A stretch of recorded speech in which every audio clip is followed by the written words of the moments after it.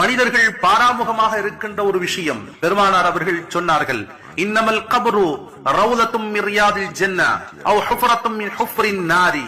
கபருடைய குழி என்பது ஒருவருடைய சொர்க்கத்தின் பூஞ்சோலைகளில் ஒரு பூஞ்சோலையாக இருக்கலாம், அல்லது நரக படுகுழிகளில் ஒரு படுகுழியாக இருக்கலாம் என்று சொன்னார்கள். யாருக்கு எது என்பதை இந்த உலகத்தில் அவர் வாழ்ந்த போது இறைவனுக்காக அவர் செய்த அமல்கள் தான் தீர்மானிக்கிறது. கண்ணியமானவர்களே, எது தீர்மானிக்கும்? அவருடைய பெயர் அல்ல, அவர் மிகப்பெரிய ஆட்சியாளராக இருந்தார் அது அல்ல, பதவி அல்ல, அழகு அல்ல, அவருடைய செல்வங்கள் அல்ல. யாருக்கு சொர்க்கத்தினுடைய பூஞ்சோலை, யாருக்கு நரகத்தினுடைய படுகுழி என்பதை அவரவர் செய்த நல் அறங்கள் தான் தீர்மானிக்கும். சகோதர சகோதரிகளே, மனிதன் மரணித்து விட்டால் அவனை சிலர் அடக்கம் செய்கின்றனர், சிலர் எரித்து விடுகின்றனர். அந்த அடிப்படையில் ஹதீஸ்களிலே வருகிறது, ஆலமுல் பர்ஸக் என்னும் வாழ்வு கபருடைய வாழ்வு என்று சொல்லப்படுகிறது.